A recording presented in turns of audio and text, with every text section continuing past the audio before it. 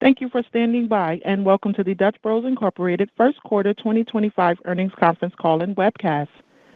This conference call is being recorded today, May 7, 2025, at 5 p.m. Eastern Time, and will be available for replay shortly after it has concluded. Following the company's presentation, we will open up the lines for questions, and instructions to queue up will be provided at that time. I would now like to turn the call over to Paddy Warren, Dutch Bros Senior Director, Investor Relations and Capital Markets. Please go ahead at this time. Good afternoon and welcome. I'm joined by Christine Barone, CEO and President, and Josh Gunzer, CFO. We issued our earnings press release for the quarter ended March 31, 2025, after the market closed today. The earnings press release, along with a supplemental information deck, have been posted to our investor relations website at investors.dutchbros.com. Please be aware that all statements in our prepared remarks and in response to your questions, other than those of historical fact, are forward-looking statements and are subject to risks, uncertainties, and assumptions that may cause actual results to differ materially. They are qualified by the cautionary statements in our earnings press release and the risk factors in our latest SEC filings, including in our most recent annual report on Form 10-K. We assume no obligation to update any forward-looking statements. We will also reference non-GAAP financial measures on today's call. As a reminder, non-GAAP measures are neither substitutes for nor superior to measures that are prepared under GAAP. Please review the reconciliation of non-GAAP measures to their comparable GAAP results in our earnings press release. Now, with that, I'd like to turn the call over to Christine. Thank you, Paddy. Good afternoon, everyone. I am pleased to share that Dutch Bros continues to operate from a position of strength. We are well positioned to thrive in this dynamic environment. The enthusiasm for our brand, the loyalty of our customers, the passion of our team, and a clear vision for our future give us great confidence. On February 7th, we opened Shop Number 1000 in Orlando, Florida. 33 years after our founding and 3,000 miles from our original pushcart in Grants Pass, Oregon. With a long runway ahead and conviction in our brand, we aim to open the next 1,000 new shops with the goal of 2029 total shops in 2029. We see a long-term opportunity to drive sustainable transaction growth by addressing structural barriers, bringing in new customers, enhancing frequency with existing customers, and sustaining ongoing momentum in the productivity of our newer shops. Q1 results provide further evidence that we are well positioned on the journey to capture the growth opportunity that lies ahead of us. We delivered exceptional results in Q1. The momentum we saw exiting 2024 carried forward into the new year. During Q1, total revenue increased 29% when compared to the same period last year. Q1's strong top-line momentum was driven by a healthy balance of new shop growth and productivity, coupled with strong system same-shop sales and transaction growth. The Dutch Bros brand continues to resonate with our customers, demonstrated by Q1 system same-shop sales growth of 4.7%. Transactions grew for another consecutive quarter, reflecting strong momentum in a highly dynamic external environment. Company-operated same-shop sales grew 6.9%, including exceptional transaction growth of 3.7%. Our foundational transaction-driving initiatives continue to propel us forward. We have a coordinated plan, and we are executing with tenacity across each of these initiatives. We are still in the early innings of these efforts, with significant runway ahead of us.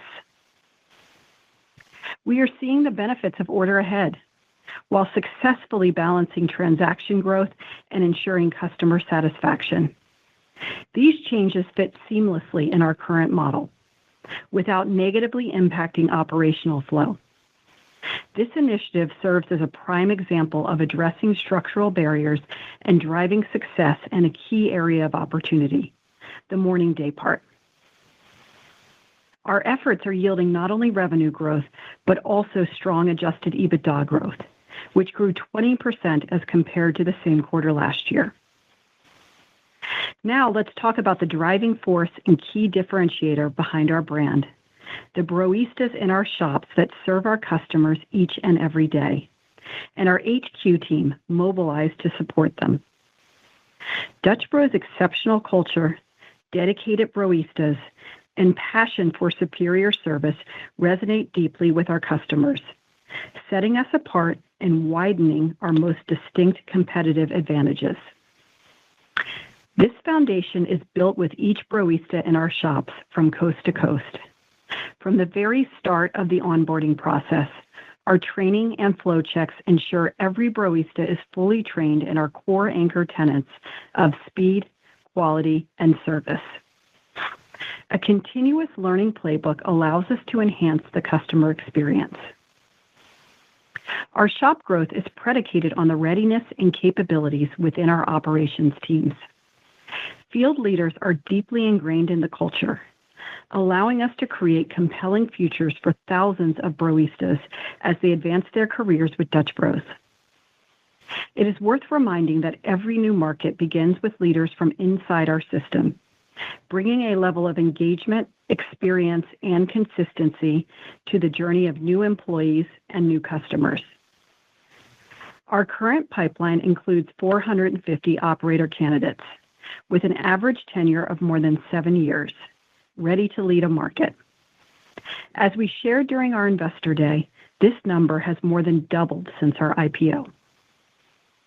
Our robust training programs, scalability of our culture, and fun energy empower us to deliver an unparalleled customer experience anchored by speed and quality with exceptional service. We are an employer of choice, and our team is motivated to deliver this great energy and service. This strategic approach is further exemplified in our real estate strategy. When I joined in 2023, we took our new market entry strategy to the next level by adjusting the pace of new market penetration, allowing newer markets the time to build brand awareness and demand. In 2024, we enhanced our real estate development team by increasing investment in market planning capabilities and expanding with new members in construction and site acquisition. We supported these efforts with enhanced data, tools, and processes.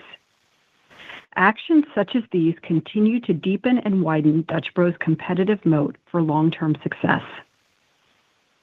In February, we welcomed Brian Cahoe as our new Chief Development Officer. Brian brings nearly 25 years of retail experience, most recently serving as Chief Development Officer at Yum! Brands' KFC U.S. division. We are thrilled to have Brian on board as we continue to invest in our real estate capabilities. Once again, in Q1, we saw enhanced new shop productivity.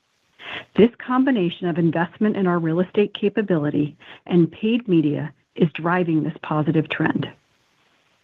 In Q1, we successfully opened 30 shops and anticipate maintaining this pace next quarter, with plans to accelerate the pace in the second half of the year.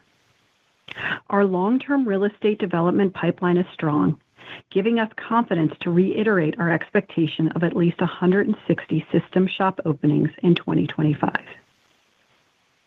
Our strategic investments in development, construction, and market planning, combined with our refined site selection process, have enhanced new shop productivity and give us even more confidence in achieving accelerated growth. Our goal of 2029 shops in 2029 positions Dutch Bros for multiple years of mid-teens annual percentage new shop growth. This goal is supported by those investments in real estate processes and systems, robust new shop economics, and the expansion of our total addressable market to 7,000 shops. Now I would like to discuss our multi-year efforts to grow transactions and develop sales layers. Last year, we outlined a transaction-driving strategy focused on 3 foundational initiatives to jumpstart transaction growth: enhanced focus on category-wide innovation, increased paid advertising to build and grow brand awareness, and growth in the Dutch Rewards program as the primary avenue for targeted customer marketing. These efforts are working. We are continuing to see success as we execute on each of these elements. For the quarter, we saw system same-shop transaction growth of 1.3%, which is particularly impressive given we are also lapping two enormously successful LTOs in boba and protein coffee from the prior year. We are still in the early innings and have considerable runway in our foundational transaction-driving initiatives. First, innovation. For over 30 years, Dutch Bros has been an innovator, and this will continue to play a pivotal role in our growth story. Relevant innovation helps us deepen our competitive moat and build upon our core menu pillars of coffee, energy, and refreshment. In Q1, we successfully rolled out the Sweet Cereal Sips LTO, offering customers a unique way of enjoying cereal flavors with their favorite latte, freeze, or chai. We also launched the Spring Fever Dream Trio, a hyperchrome rebel with blue raz poppin' boba, the brownie batter mocha, and a birthday cake latte or freeze with soft top and Sprinks. In March, we delighted our customers with a fun rubber duck, adding a playful touch to their visit. Exciting merch drops like this are another way we make each visit memorable. Our ongoing innovation efforts are contributors to these outstanding results, enabling us to lap last year's strong performance from boba and protein coffee. Second, strategic use of paid advertising. In Q1, we continued our elevated paid advertising strategy in new and mature markets. It's clear to us these efforts are having a positive impact on our business and growth trajectory, given the outperformance we have seen in our newer vintages following the ramping up of this initiative. We expect to continue our paid advertising efforts as we see significant opportunity to drive increased aided awareness in all markets, especially newer ones. And finally, Dutch Rewards. In Q1, we attribute approximately 72% of system transactions to our loyalty program, representing a 5-point improvement versus the same period last year. Dutch Rewards allows us to reach our customers more effectively, with a strong focus on a personalized experience. Through this dynamic communication channel, we introduce customers to innovative new products and provide unique Dutch experiences, such as surprise sticker days and merch drops. We strategically incentivize visits across various segments, geographies, and day parts. Dutch Rewards serves as a highly effective direct line of communication with our customers, allowing us to gather real-time feedback from our campaigns and continuously improve our customer experience. For context, this program launched in early 2021 and is just 4 years old. We expect Dutch Rewards to be a strong lever for our future growth. In addition to these foundational sales-driving initiatives, we see a clear path forward with order ahead, throughput, and food. Our objectives with the order ahead rollout were clear: maintain connection throughout the customer experience, remove potential structural barriers, and win more in the morning day part, all without losing the Broista connection that makes coming to Dutch Bros so special. We are encouraged by the continued success of our Order Ahead program, which saw strong adoption in Q1.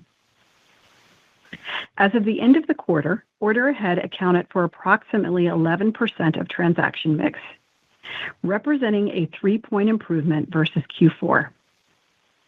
In many new markets, we observed transaction penetration rates nearly 2 times higher than the system average, driven by this easy way for new customers to discover our brand.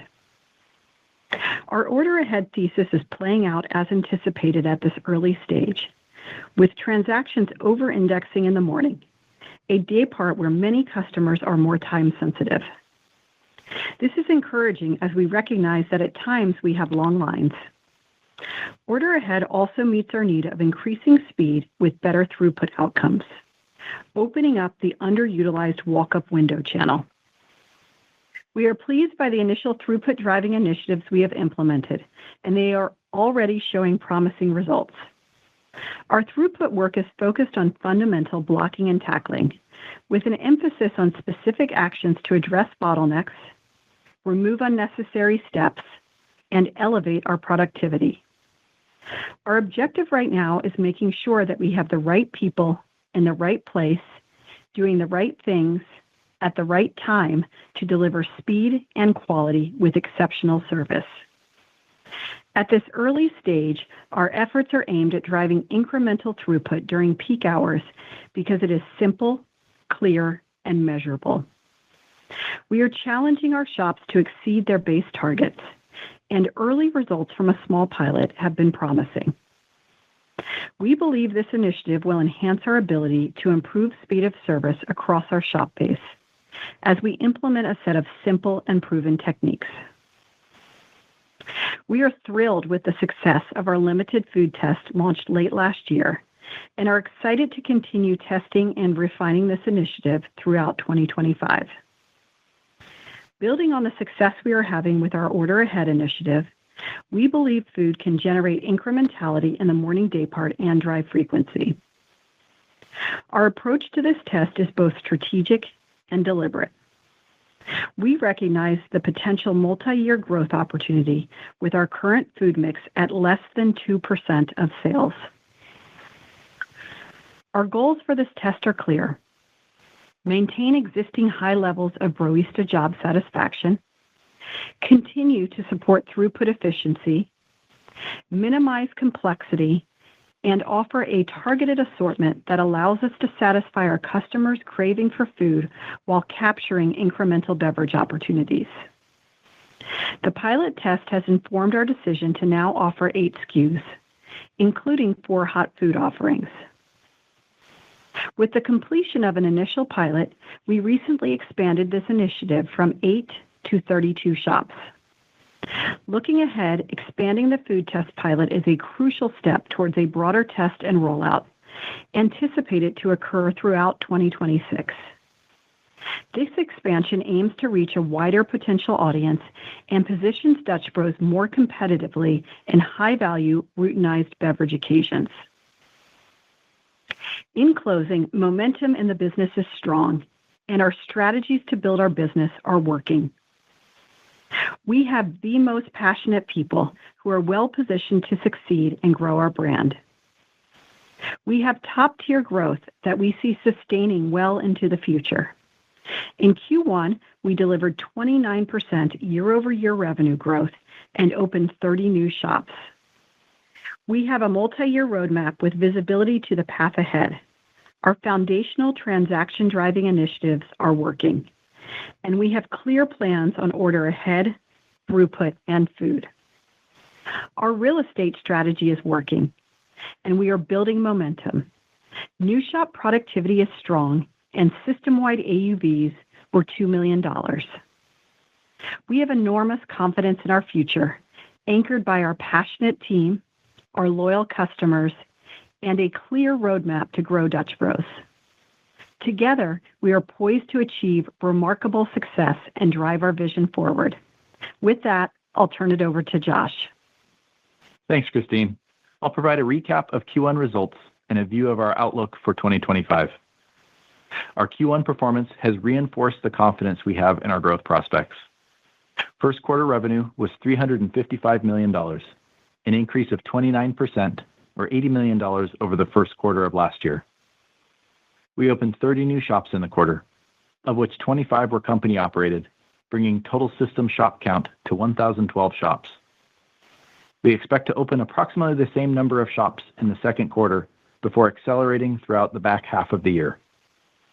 Our pipeline is strong, and we remain confident in opening at least 160 system shops in 2025. System same-shop sales growth was 4.7%. In the quarter, we saw 1.3% transaction growth and 3.4% ticket growth, which gives us confidence in our full-year same-shop sales expectations. While we're cognizant of the potential uncertainty in the broader consumer environment, we've seen strong traffic trends into April, which remain in line with our expectations. Our full-year guidance contemplates 3 to 4% system same-shop sales growth in the second quarter, which includes the roll-off of approximately 150 basis points of price. In the quarter, adjusted EBITDA was $63 million, an increase of 20% or $10 million over the first quarter of last year. This represents 140% growth on a two-year basis. As a reminder, we experienced lower adjusted SG&A in Q1 2024 before ramping up spend throughout the remainder of the year as a part of our overall restructuring efforts. Transitioning to our company-operated shops, revenue for Q1 was $326 million, an increase of 32% or $78 million over the first quarter of last year. Company-operated same-shop sales growth was an impressive 6.9%, of which 3.7% was transaction growth. Company-operated shop contribution was $96 million, an increase of 30% or $22 million year-over-year. During the quarter, company-operated shop contribution margin was 29.4%. Beverage, food, and packaging costs were 25% of company-operated shop revenue, which is 70 basis points favorable year-over-year, driven primarily by pricing. Looking ahead, we evaluated the estimated impact of tariffs within our COGS basket and believe our exposure is limited, with less than 10% of our current COGS basket being sourced internationally. Coffee is the majority of this, sourced from Brazil, Colombia, and El Salvador, which as of today face a 10% import tariff. Based on what we know now, we believe we can navigate this cost pressure in 2025 within our existing guidance, as we have now substantially locked in coffee prices for the remainder of 2025. Considering this, we continue to expect approximately 110 basis points of net COGS margin pressure for the full year, which now includes the estimated impact of tariffs. Our full-year guidance contemplates beverage, food, and packaging costs of approximately 27% of company-operated shop revenue in Q2. Labor costs were 27.4% of company-operated shop revenue, which is 100 basis points unfavorable year-over-year, driven primarily by wage investments made last April in California. As we look ahead, we made strategic investments in our shop leadership compensation in early April of this year, which would offset any benefit from sales leverage for the remainder of the year. Occupancy and other costs were 16.5% of company-operated shop revenue, which is 20 basis points favorable year-over-year, driven primarily by leverage from sales growth. Pre-opening expenses were 1.7% of company-operated shop revenue, which is 30 basis points unfavorable year-over-year, driven primarily by new shop training and travel. Considering all of this, our full-year guidance contemplates a company-operated shop contribution margin of approximately 29% in Q2. Let me turn to other P&L items. Franchising and other revenue was $29 million, up $1.7 million or 6.4% year-over-year. Franchise and other contribution was $20 million, up $1.2 million or 6.4% year-over-year. Adjusted SG&A was approximately $54 million, or 15.1% of total revenue, roughly in line with our expectations. We now expect approximately 90 basis points of leverage on adjusted SG&A for the full year 2025. In the quarter, interest expense net increased $722,000 year-over-year to $7.1 million. The increase is primarily driven by higher interest expense on long-term debt and finance leases for new shops, and partially offset by higher interest income on invested cash. For the quarter, we delivered 14 cents of adjusted EPS, up from 9 cents in Q1 of last year. Let me now provide an update on our balance sheet, cash flow, and liquidity. As of March 31st, we had $316 million in cash and cash equivalents and $281 million in drawn term notes, resulting in a net cash position of approximately $36 million. Relative to Q4 of last year, this represents a decrease of approximately $23 million, which is largely related to working capital timing. The combination of strong cash generation from our core business, cash on our balance sheet, and access to additional liquidity through an existing credit facility gives us great confidence in continuing our growth trajectory. In Q1, our average CapEx per shop was approximately $1.67 million, a decline of approximately 10% from Q4. We are pleased with the progress we are making towards shifting our portfolio to more capital-efficient build-to-suit lease arrangements. As of March 31st, we had over $658 million in total liquidity. This total liquidity is comprised of $316 million in cash and cash equivalents and $342 million in our undrawn revolver. Shifting to guidance, we have a strong runway ahead and are well-positioned to continue producing healthy financial results in this dynamic macro environment. Given the strong performance in Q1 and continued momentum into Q2, 2025 total revenues, system same-shop sales growth, and adjusted EBITDA are trending towards the top half of the previously communicated ranges. As a reminder, those were total revenues between $1.555 billion and $1.575 billion, system same-shop sales growth in the range of 2 to 4%, adjusted EBITDA between $265 and $275 million. We would expect 60 basis points of net adjusted EBITDA margin pressure, driven primarily by elevated beverage, food, and packaging costs, and partially offset by the benefit of approximately 90 basis points of adjusted SG&A leverage. Additionally, we continue to expect to open at least 160 shops, representing 16% system shop growth. Capital expenditures remain at our estimated range of $240 to $260 million, primarily made up of new shop construction costs. We are very proud of the results the business delivered in Q1 and the continued momentum into Q2. We believe the combination of strong four-wall economics and strong cash-on-cash returns will allow us to continue delivering incredible results. We are well-positioned to deliver fantastic returns from our new shops and remain bullish on our near-term goal of 2029 shops in 2029. Thank you, everyone. We'll now take your questions. Operator, please open the lines. Thank you. We will now conduct a question-and-answer session. If you would like to ask a question, please press star 1 on your telephone keypad. A confirmation tone will indicate your line is in a question queue. You may press star 2 to remove yourself from the queue. For participants using speaker equipment, it may be necessary to pick up your handset before pressing the star keys. Once again, press star 1 to ask a question at this time. One moment while we poll for our first question. The first question comes from David Tarantino with Baird. Please proceed. Hi, good afternoon. I had a couple of clarification questions on how you're thinking about the second quarter. Josh, I think you said your plan had contemplated comps up 3 to 4%, and I just wanted to maybe ask, several times you mentioned momentum into this quarter. So I wanted to maybe understand what exactly that means on how you started the quarter relative to what your plan looked like.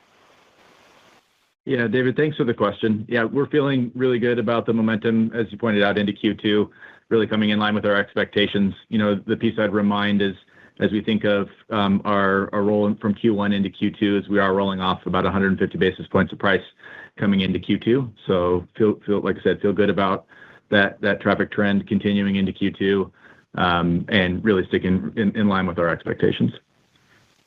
Got it. And if the traffic trend from Q1 continues into Q2, I think you had a negative impact on the traffic in Q1 from the leap day lap, but are you making an adjustment for that as you think about the underlying traffic, or should we just think about reported traffic as the right way to think about the expectation?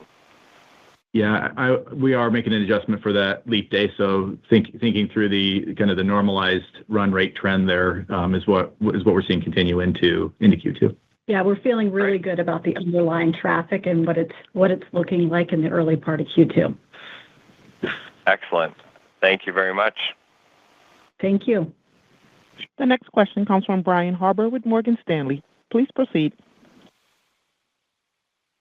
Yeah, thanks. Good afternoon, guys. New store productivity, as you mentioned, looked very good again in the quarter. I guess, are you assuming that sort of persists through this year? Is there anything sort of lumpy about the stores that we might have seen in the 4Q and the 1Q, or could you just talk about more about what's driving that? Yeah, so as we look at the new shop productivity, we had a really great Q1. We were really pleased with the openings. We had some of the top openings of all time in this quarter, so was definitely a great signal, I think, of how the brand is being received as we're opening these new shops. So I think as we look throughout the year, that we really contemplate what we shared with Investor Day about having strong new shop productivity and strong new shop AUVs. We did see some particular strength in Q1 that we were really pleased with. Okay, cool. Thanks. Josh, was just on the food and beverage cost line, was 1Q more favorable than you expected? And I guess, because the comment about the full year impact, I think, is the same. So are you building a little bit more pressure into the balance of the year, or is this kind of, consistent with what you would have thought before? Yeah, this is actually right in line with what we had expected. So most of the pressure that we're expecting for the balance of the year is really coming from coffee prices. And, as I highlighted in my prepared remarks, given how we've been able to lock in price, we took a look at the expected tariff impact and do believe we can absorb the tariff impact in that overall guidance range. But we had always contemplated that it would be stepping up more significantly in Q2 and then into Q3. So I think this is fitting right in line with what we expected. And like I said, really stepping up more meaningfully beginning in Q2. Okay, thank you. The next question comes from Dennis Geiger with UBS. Please proceed. Great. Thanks, guys. Wanted to touch on mobile order and just if there's any more color to share sort of on what you're seeing there, if you have any sense for kind of incrementality there perhaps, or perhaps how notable some of the throughput benefits through the mobile order channel are? Yeah, so we are seeing incrementality from mobile order. And as we look at what we're seeing there, I think it's coming from a couple of things. So what we are measuring is we're looking at when a customer either joins the rewards program or was a rewards member, we look at what happens. And so that pre and post behavior, we are seeing a lift in frequency. The other thing that we're seeing, which is really nice, is that we are increasing the rewards signups. And so as we open new markets, we're seeing a quicker kind of adoption of the rewards program of our customers. And there's both a rewards benefit to that and a mobile order benefit from that. And I think that increased functionality, as a reminder, it was the number one thing that our customers were asking for. And so I do think we're seeing that in those increased downloads and that increased adoption of the app. Very helpful. The other thing, go ahead. Please. Oh, keep going. Oh, the other thing I was going to add is just what we wanted to see was that strength in the morning day part with mobile order, and we are seeing that. So as we look throughout our day, our traditional traffic has been really even throughout the day, with a third in the morning, a third midday, and a third in the afternoon. And mobile order is really driving that additional morning day part traffic, which is great to see. That's great. Just to follow up then, just as it relates to maybe some of the promotions and offers, I know there's different channels here. Has that changed much, the intensity which you sort of have pushed those offers, or that your customer has utilized those offers? Is that the right way to think about it? And is there any kind of notable change that you've seen in the business from that perspective? Thank you. Yeah, we haven't seen a notable change in that. When we look at kind of the contribution from that discount space, it was really kind of very even versus where it was last year. And so we're not seeing an increase.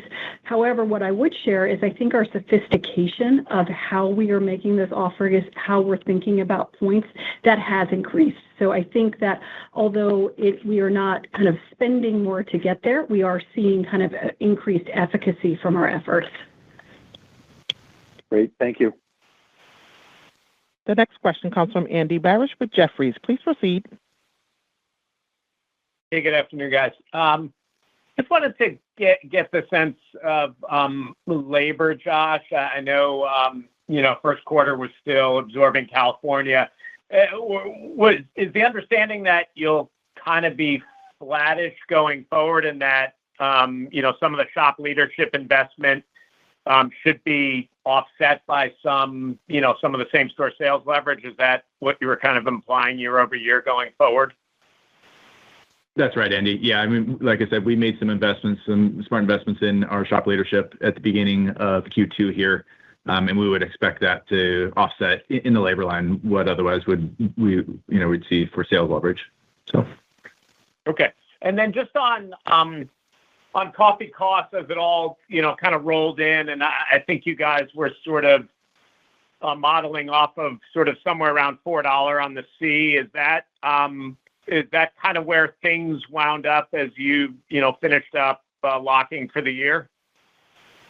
Yeah, so we did price at a variety of different points during the quarter at a rate slightly below the 4 that allowed us to absorb the estimated impact of tariffs. So that's how we were able to really kind of reaffirm the estimated impact from coffee, now inclusive of tariffs, to be on the company shop level, at least 110 basis points of margin pressure. Okay, thank you very much. The next question comes from Andrew Charles with TD Cowen. Please proceed. Great, thank you. Christine, you talked about increasing the new food pilot to 32 stores from 8 stores. If this passes your stage gate process, how do you envision the pacing of rolling this out to the remainder of your system in 2026? Do you think it'll be pretty even or perhaps weighted to one half or second half of next year? Yeah, so our goal right now was to get to this broader market test piece, so really testing 32 shops so we can look at kind of what we think our assumptions are and then how we need to change those. So that is really the first step that we're doing here, before we really fully map out what we think we're going to do from a rollout perspective. The initial signs from those 8 shops we were very pleased from, and that gave us that confidence to roll it out inclusive of those 8 to 32 shops. And so now we have a broader market test to see what we can do in a market, that fully has food in it, and really test some of the all of the operational protocols we've put in place. We've done a lot of work on the distribution front. We've gotten, really nailed down the equipment that we think is the right equipment for our teams to be using, and are super pleased with what we're seeing initially. Okay, that's great to hear. I want to follow up an earlier question around measuring the incrementality of mobile, and you talked about increased frequency as well as increased loyalty signups. I'm wondering if we could make you think of it through another lens, which is the mix of walk-up sales. At the Investor Day, you talked about how this is about 50% of mobile sales and growing, well above the roughly 10% level or so pre-mobile. Is that another way that you guys think about gauging the incrementality of mobile as well? So I think the benefit of the walk-up window is really from a production perspective. And so we have these 2 main production zones, one's at the walk-up window and one's at the drive-thru window. And so balancing out that production and that demand is quite helpful. From an incrementality, we're obviously looking at what's happening at the walk-up window, but we really need to look more before and after what's happening. We're doing all different types of cuts to really understand what the incrementality is. But that in itself shows us how much is going to the walk-up window, but doesn't necessarily measure incrementality in the best way. Okay, thank you. The next question comes from Chris O'Cull with Stifel. Please proceed. Yeah, thanks. Good afternoon, guys. Christine, I had a question about operational improvements. I was hoping you could describe what tools or processes you're developing to improve productivity and throughput, and how you expect to roll it out across the system. Yeah, so we're doing a couple of things. One of the things is really big, bringing visibility to our peak hours, and so allowing our teams to kind of see what was your highest, Friday hour over the last couple of months? And, there's this fun in trying to kind of beat that hour and to see how quickly you can go. So part of what we're doing right now is really just bringing enhanced visibility through very easy to use kind of speed dashboards and things like that.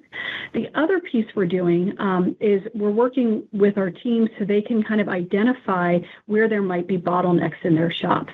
And so as you think about kind of the cars coming through through our drive-thru and really timing where beverages are going out the window with that, our teams are working through an exercise where they can look and understand kind of what part is actually causing a bottleneck.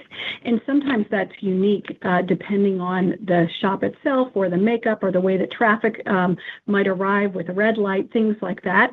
And so then we have a system, a series of tools you can use, and really it's more deployment of thinking through, when do you want to make sure that you've got more of the team staying in production? When do you want to send one runner out to start taking orders? When do you want to send that second runner out to taking orders? And so it's a flexible system of deployment is how I would best describe it. Okay, that's helpful. And then can you describe what you've learned that has helped activate consumer trial in newer markets? It sounded like from your presentation that paid advertising still has an opportunity to drive trial further. So just curious if that just requires additional spending or changes to the message or offer, or what seems to be working the best? Yeah, I think there's a couple of things as we approach new markets. So I do think paid advertising is very effective there, and just kind of giving a broad description of who Dutch Bros is and getting you excited to come into the brand. I also think as we continue to gain momentum and pass that 1,000 shop mark, that there are more potential customers who just know who we are before we come into a market. We are also, the rewards program, getting folks rapidly into that. Part of the thought behind mobile order was getting that full menu online so there could be some exploration of the menu before we go into new markets. So that other piece seems to be working as well, because we are seeing accelerated adoption in many of our new markets of the rewards program. And I think it's Great. Kind of that interplay between everything. The other piece is I think some of the fun merch drops we're doing, some of the I think really neat innovation that's going on, that is driving just engagement even in markets where we're not in. And so all of that kind of just works together to bring that broader brand awareness as we go into a new market. Great. Congrats on this great start to the year. Thank you. The next question comes from John Ivankoe with J.P. Morgan. Please proceed. Hi, thank you. When I think about, the past 4 years, I think about how much has changed in terms of Dutch Rewards, in terms of order ahead, in terms of food, in terms of some of the operational deployment, that you've been making. But at least from my perspective, the 900 square foot box, from the past 4 years really hasn't changed very much. It's not a criticism. That's just an observation. Certainly correct me if I'm wrong. Do you think there might be an opportunity, as some of these initiatives, really, get to be, kind of fully deployed and, really firing on all cylinders, that maybe we can be thinking about, a Bros box that looks slightly different or maybe very different as we fully evolve into 26, 27 and beyond? I think that's always something that we're looking at. One of the things I would share, though, is we do have a wide variation in volumes across our system right now, and we also have the ability to add different production zones and different makeups of those production zones. So in some of our highest volume shops, we'll have dedicated what we call pit zones to allow for the making of smoothies and other kind of unique blended beverages. And so we already have a bit of modularity within our shops that allows for that customization. The other piece that we have is that we know our product mix by markets, and there is some variation in product mix. I think we've shared before, we've got higher Rebel sales in some of our mature markets. We've got higher Golden Eagle sales in some of our new markets. And so we're really thoughtful about placement of syrups and placement of tools and things like that within our shops. So although it may look the same, we're actually pretty good at adjusting depending on the volume and the makeup of our beverage mix. Thank you. Thank you. The next question comes from Gregory Francfort with Guggenheim Securities. Please proceed. Hey, thanks for the question. Christine, I'm just trying to think about the food opportunity. I think a bunch of your competitors do 10 or 10 to 20% food mixes, and I'm curious, do you have a reason for maybe why you would be in line or higher or lower than any of those long term? And as you look at the margin of that business, I'm curious what the margin profile looks like versus the beverage profile. Thanks.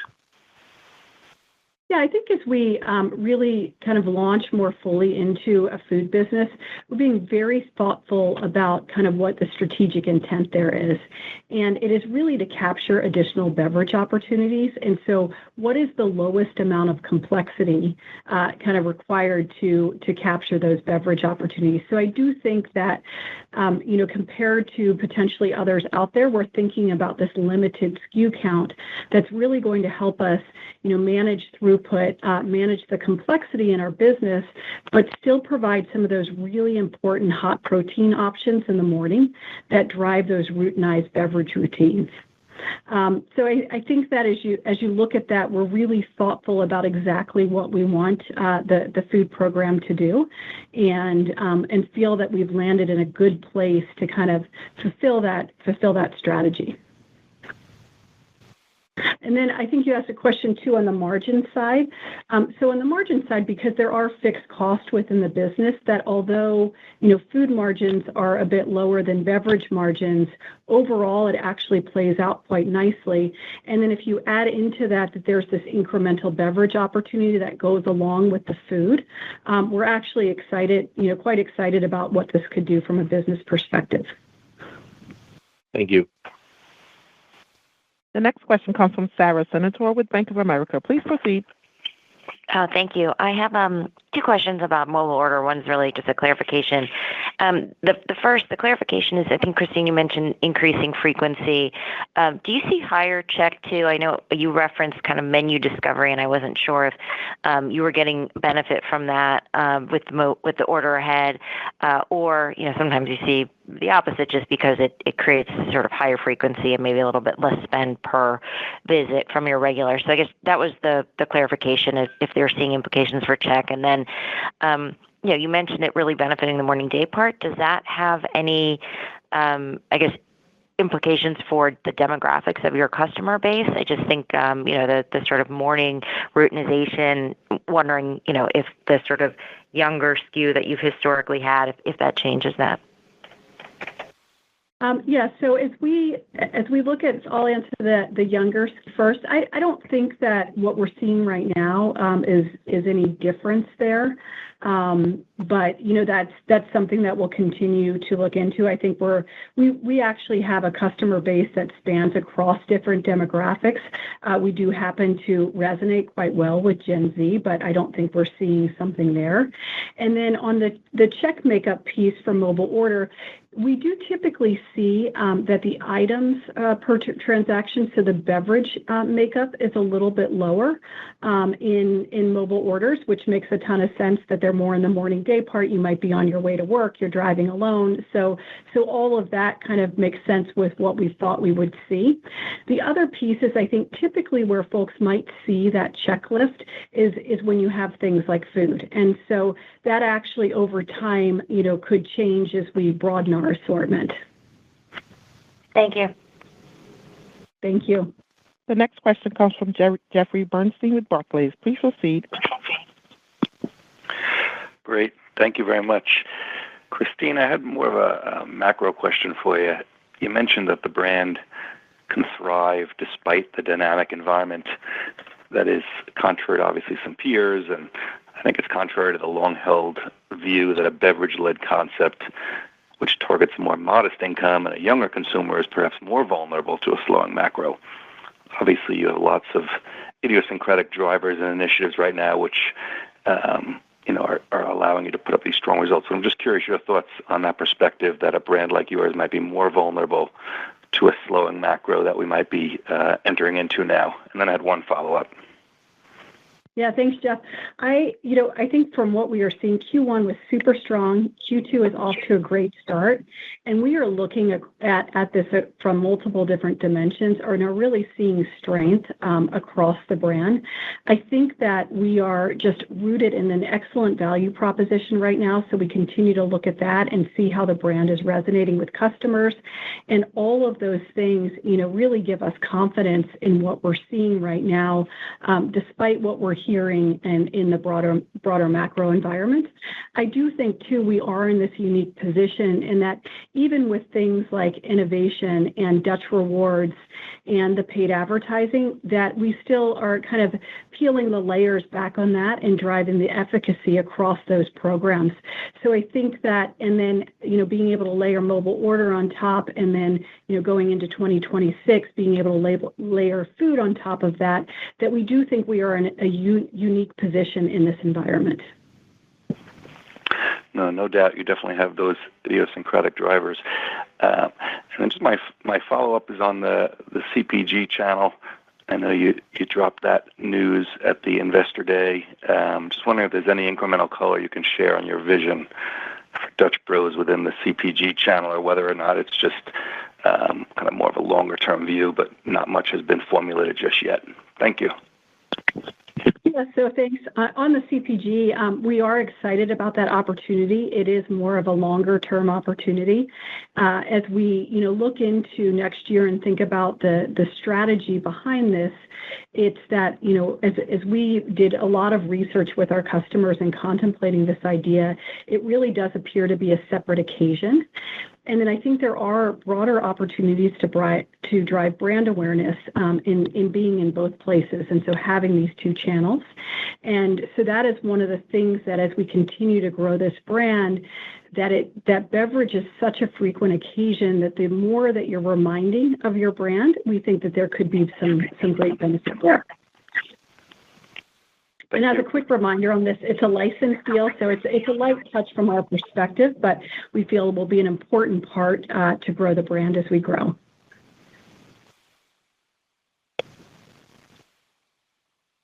Thanks for your questions. Next question comes from Jeff Farmer with Gordon Haskett. Please proceed. Thank you. Just wanted to follow up on one of the questions Jeff just asked, and that's just about the environment. So you guys did point to the high end of your guidance ranges, but I am curious if there was an impact that you were taking into account as it relates to the more uncertain consumer. Yeah, so great question. What we saw in Q1, we're really pleased with the momentum we saw into Q2. Again, we've been, just reaffirmed our confidence in the underlying business. We certainly are very mindful of what's going on in the environment around us and listening to what others are experiencing. We're not seeing that with our customer today, but certainly as we think about our guidance, we want to be mindful of how everybody else is experiencing the consumer today. Okay. And then just a second final question. I'm just looking at the case. It looks like you do have 70 Texas shops entering the comparable store base at some point in 2025. I could have that, plus or minus. But how should we be thinking about the impact that these Texas shops have when they enter the comparable store base? So I know you can't share too much about the waterfall, but I think most investors I've spoken to are expecting a nice tailwind from those Texas shops. What can you share with us as it relates to the potential impact they have as they enter the comp base? Yeah, so I might just step more broadly and talk about newer markets. I think we shared both at the Investor Day and have shared in the past that we continue to see really strong performance from those newer vintages. We really believe that's the sum of the great marketing efforts we put in to drive brand awareness, that higher adoption of mobile order in newer markets, combined with just the maturation of those shops as they come into the comp base. So we do see outsized performance coming from the newer vintages, although see strong and strength across all vintages. So we do, it's not isolated to those vintages, but certainly we see stronger performance out of those. All right. Thank you. Thank you. At this time, I would like to turn the floor back to Christine Barone for closing remarks. Well, thank you for your questions. In Q1, we proudly embodied our core values of radiate kindness, get up early, stay up late, and change the world. During our annual Dutch Love Day of Giving on February 14th, one of our 3 company-wide Give Back Days, we supported local organizations committed to creating compelling futures. This year, we were thrilled to support over 200 organizations nationwide, contributing more than $1 million to the local communities we serve. Additionally, more than 250 shops hosted local Give Back Days this quarter, creating another way to make an impact in the communities where our Broistas live and work. As we embark on an exciting multi-year journey, it is the impact we make with our people and the communities around us that fuels the heartbeat of our great company. We are excited to continue on this clear path forward, making a massive difference one cup at a time.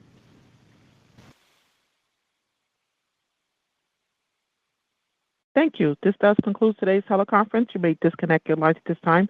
Thank you for your participation. Have a great day.